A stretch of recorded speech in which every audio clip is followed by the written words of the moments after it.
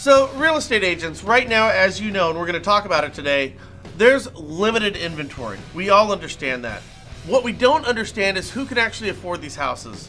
And I'm going to outline reasons today that are going to give you evidence of why you need to hold on to the leads that come off of your listings. We cannot share those listings with sites like Zillow and Trulia. We need to control those if we want to do well in 2018. Listing Booster is a way for you to do that, and I'm going to explain a strategy that's going to help you out. But what you need to do, real estate agents and loan officers alike, I'm telling you, 2018 is going to be the crucible for some of you.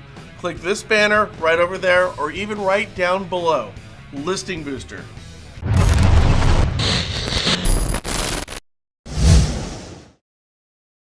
And Frank, I gotta tell you, this whole thing just tripped me out when I started looking at this today, okay? Let's hear it, man. Now, here's the real crux of the housing situation right now. Limited inventory, yes. Sure. Rising rates, okay. Guidelines and products, okay, sure. Yeah. Affordability, yes, but there's a catch. Yeah, this is truly the great divide. A case of the haves and have-nots. See, I look at the price of homes in my little town here in Vacaville, Right. and I think to myself, Right. there's no way in hell that I'd want the payment that comes with a median house. And I make more money than most of Vacaville.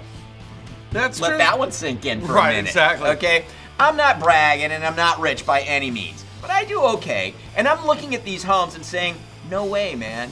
So that tells me, how in the heck are other families making these payments, man? I see the same thing going on right now. The short answer is they're not. And they're not. This is shocking, okay? Check out this graph. Only 17% of the population can afford half or more of the homes on the market right now. And that number is down from 21%. So wrap your minds around this. Everybody looking at houses right now, only 17% of them can afford more than half the properties that are for sale. Interesting. And in the case of somebody like Frank or myself, looking at the payments, even though we could afford, we feel the payments would be too high for an entry-level buyer. Right. Further, and this explains a lot, it's the flip side of the coin. That means 83% can afford fewer Or less than half of the homes on the market. Wow. And that's up from 79% Wow. the previous quarter. Wow. 83%. 83%. Right, okay, so virtually everyone trying to buy homes, 83%, Right. are only looking at less than 50% of the inventory. Very Looking interesting. at less than half of the inventory. So it's not just that we have an inventory shortage. I mean, that's bad enough. The bigger problem is 83% of the people are looking at less than half the inventory. That is interesting. So if you think we have an inventory shortage right now, to truly understand this problem, think of our historic low inventory that we have right now and then cut it in half. Getcha. And that's what we're really looking at. That's why it's so tough. It is I tough, get you. yeah. Now check this out. Why aren't millennials buying? You've seen all the studies Oh, yeah. from all the Talking heads. experts. Rah, rah, rah. You know, millennials are more upwardly mobile. Heard that one. They see renting as better option. Yes. They want to live where they work. Right. They're content living with their mom. Oh, yeah, we know that, You know, Lacey. millennials, they're different. Right. That's why they are not buying.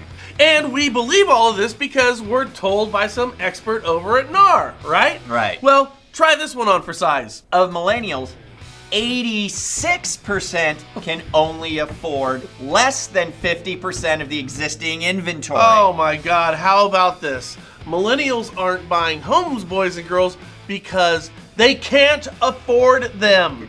That means you have 86% of millennials fighting for less than 50% of your already limited inventory.